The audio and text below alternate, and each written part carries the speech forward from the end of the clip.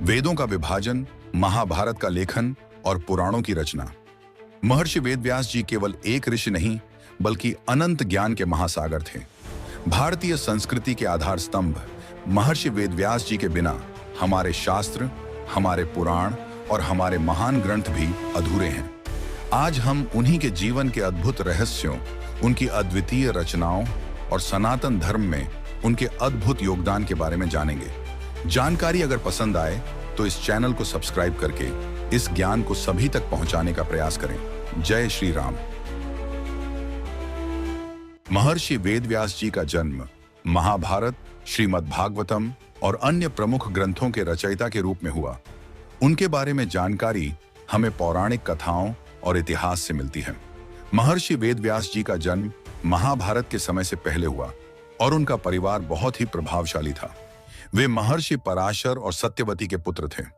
उनके जन्म के समय उनके शरीर का रंग श्याम था, इसलिए उनका नाम कृष्ण रखा गया। वेदव्यास जी का जन्म यमुना नदी के द्वीप पर हुआ था। इस कारण से उन्हें कृष्ण द्वैपायन भी कहा जाता था। उनकी माता सत्यवती का विवाह राजा शांतनु से हुआ था और वे पितामह भीष्म के सौतेले भाई थे। वेदव्यास जी का जन्म एक पवित्र परिवार में हुआ था और उनका जीवन आध्यात्मिकता और तपस्या से भरपूर था। वे भगवान विष्णु के अवतार माने जाते थे और वे स्वयं परम ज्ञान के अधिकारी थे। वेदव्यास जी का जन्म एक महत्वपूर्ण घटना थी, क्योंकि उनके आने से वेदों का विभाजन हुआ और मानवता के लिए एक नया ज्ञान का संचार हुआ। उनका योगदान न केवल धार्मिक और सांस्कृतिक था, बल्कि उन्होंने जीवन के महत्व को भी समझाया और वेदों के माध्यम से मानवता के लिए मार्गदर्शन दिया। महर्षि वेदव्यास जी का जीवन तपस्या, योग और ज्ञान की ओर अग्रसर था।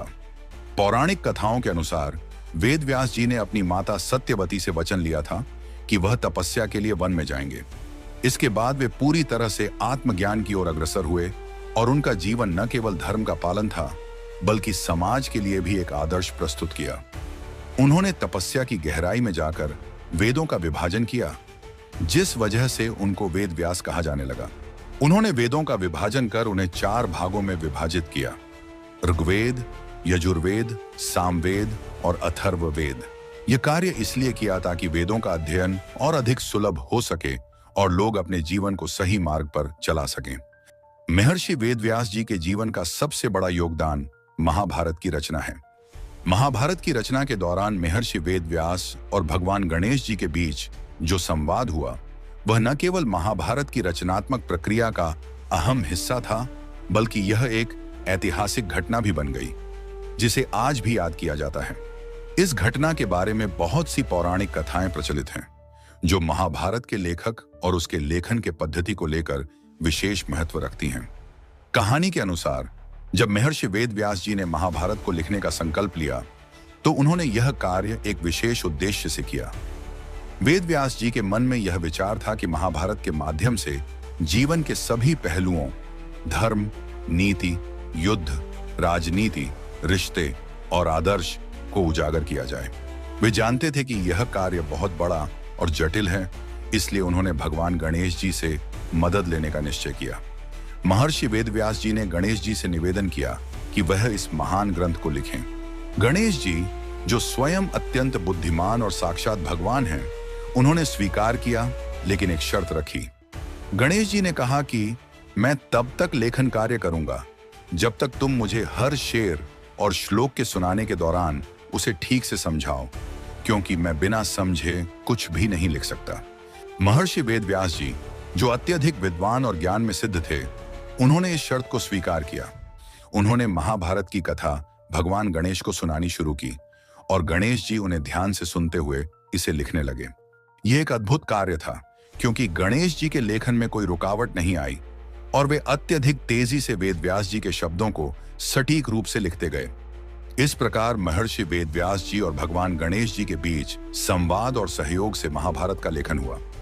यह प्रक्रिया न केवल रचनात्मक रूप से महत्वपूर्ण थी, बल्कि यह साहित्य और पौराणिक इतिहास के संदर्भ में भी ऐतिहासिक मील का पत्थर साबित हुई। इस घटना से वेदव्यास जी पहले आशुवक्ता और गणेश जी पहले आशुलिपिक के रूप में प्रतिष्ठित हुए। यह कहानी महाभारत के लेखन की महिमा को और बढ़ाती है, क्योंकि इसने यह सिद्ध किया कि ज्ञान और लेखन में शुद्धता, सहयोग और समर्पण की कितनी महत्वपूर्ण भूमिका होती है। महर्षि वेद व्यास जी और भगवान गणेश जी के बीच यह संवाद उनके अद्भुत ज्ञान, शक्ति और समर्पण का प्रतीक है और महाभारत की रचना की एक महत्वपूर्ण घटना बन गई। यह घटना महाभारत के ग्रंथ में छिपे गहरे संदेशों, धार्मिक सिद्धांतों और जीवन के वास्तविक आदर्शों को उजागर करती है। महाभारत के इस लेखन प्रक्रिया ने न केवल उस समय के लोगों के लिए ज्ञान और प्रेरणा का स्रोत प्रदान किया, बल्कि आज भी यह ग्रंथ पूरे विश्व में जीवन के महत्वपूर्ण पहलुओं को समझने का एक अत्यंत महत्वपूर्ण माध्यम है। कहते हैं कि वेद व्यास जी ने महाभारत की रचना भूतकाल में जाकर किया था।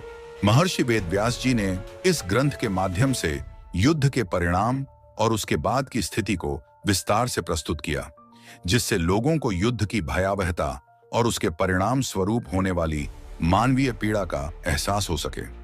महर्षि वेद व्यास जी ने महाभारत के घटनाक्रम को व्यवस्थित और अनुशासन पूर्वक संकलित किया, ताकि आने वाली पीढ़ियों को इस ग्रंथ से ज्ञान, नैतिकता और जीवन के उद्देश्यों का सही मार्गदर्शन मिल सके। यह उनके अद्वितीय दृष्टिकोण और गहन तपस्या का परिणाम था। महाभारत केवल एक महाकाव्य नहीं, बल्कि जीवन के कई पहलुओं का गहन विवेचन है।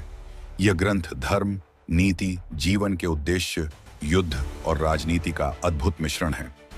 महाभारत के माध्यम से महर्षि वेद व्यास जी ने मानवता को यह सिखाया कि जीवन केवल युद्ध तक सीमित नहीं है, बल्कि यह एक शाश्वत संघर्ष है जो भीतर से बाहर तक फैला होता है।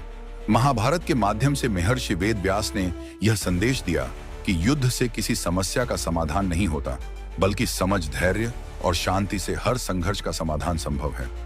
महर्षि वेद व्यास जी की रचनाओं ने जीवन के सच को उजागर किया।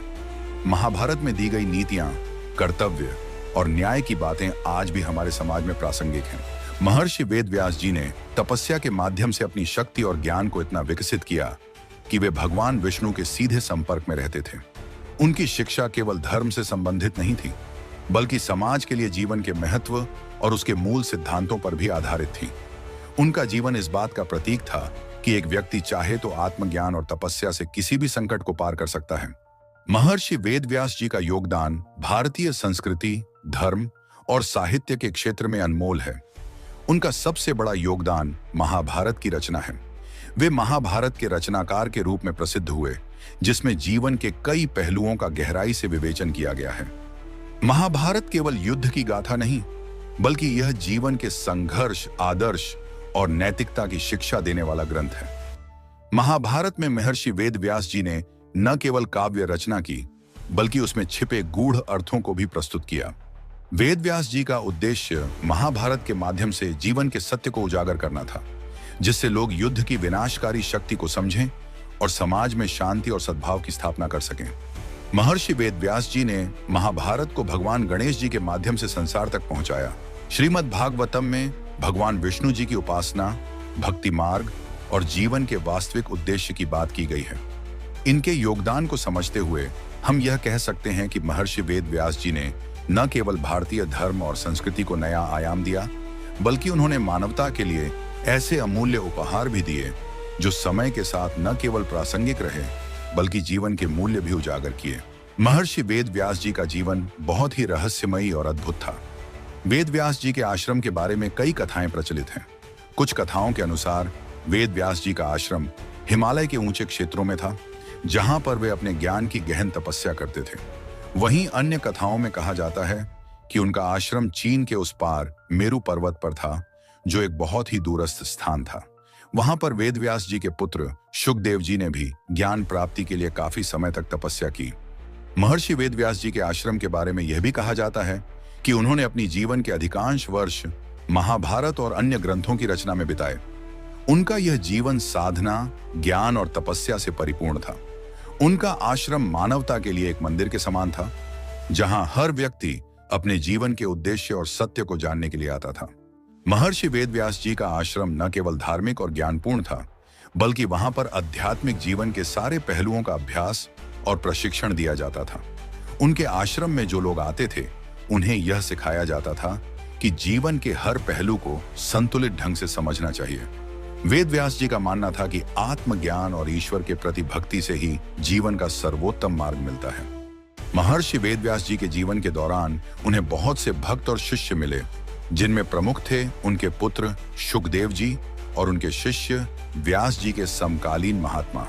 महर्षि वेदव्यास जी की तपस्या और ज्ञान की गहराई का ही यह परिणाम था कि उनके शिष्य और अन्य भक्त उनके दर्शन से प्रेरित होते थे। उनका आश्रम सदैव ज्ञान का स्रोत बना और जीवन की आध्यात्मिकता के केंद्र के रूप में स्थापित हुआ। महर्षि वेदव्यास जी का सबसे बड़ा योगदान वेदों का विभाजन करना था। महर्षि वेदव्यास जी ने वेदों को इस प्रकार विभाजित किया ताकि लोग आसानी से उन्हें समझ सकें और उनका सही तरीके से पालन कर सकें। वेदों के विभाजन के साथ ही उन्होंने इन्हें समुचित रूप से संकलित भी किया। वेदों के 4 भागों के साथ उन्होंने उनके अध्ययन की विधि और समझ को भी सरल बनाया।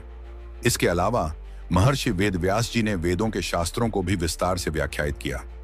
उन्होंने उपनिषद, पुराण और महाभारत जैसी रचनाओं के माध्यम से मानवता को सही दिशा दिखाने का कार्य किया। यह कार्य न केवल वैदिक धर्म को विस्तार देने के लिए था, बल्कि पूरे समाज को जीवन के मूल्यों और सत्य का बोध कराने के लिए था। महर्षि वेदव्यास जी का यह कार्य हमारे समय में भी महत्वपूर्ण है, क्योंकि उनके द्वारा किए गए वेदों के विभाजन ने हमें उन गूढ़ ज्ञान का आसानी से अभ्यास करने की दिशा दिखाई है। यह उनका योगदान था जिसने वेदों को जन जन तक पहुंचाया और मानवता को धर्म, सत्य और ज्ञान का मार्ग दिखाया। महर्षि वेदव्यास जी का यह योगदान केवल साहित्य और धर्म तक सीमित नहीं था, बल्कि उन्होंने मानवता को जीवन के उच्चतम आदर्शों से परिचित कराया। उनका ज्ञान आज भी हमें सत्य, धर्म और नीति की ओर मार्गदर्शन करता है। हम सभी को उनकी शिक्षाओं से प्रेरणा लेकर अपने जीवन को उच्चतम स्तर पर जीने का प्रयास करना चाहिए। जानकारी अगर पसंद आए तो इस चैनल को सब्सक्राइब करके इस ज्ञान को सभी तक पहुंचाने का प्रयास करें। जय श्री राम।